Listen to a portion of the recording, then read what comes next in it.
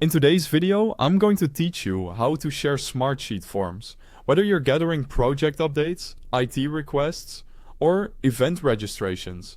Sharing your form the right way ensures people can submit quickly and you can track everything in one place. First, open Smartsheet and sign in. Head to the sheet that already has the form you want to share. Forms are tied to specific sheets, so make sure you're in the correct one before moving on. Once your sheet is open, look toward the top toolbar and click the Forms button. If you've made multiple forms for the sheet, you'll see a list. Simply choose the one you want to share. This opens the form so you can review it and make sure everything looks good. Now let's grab a shareable link. Inside the form window, click Share Form.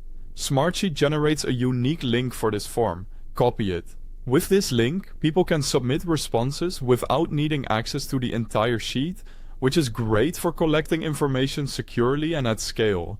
Quick note while we're here, if you're using Smartsheet on the web or want to get started, I've placed the official website link at the very top of the description. If you prefer mobile, you'll also find the download links for the Smartsheet app there, so you can access forms and sheets on the go. With your link copied, it's time to share.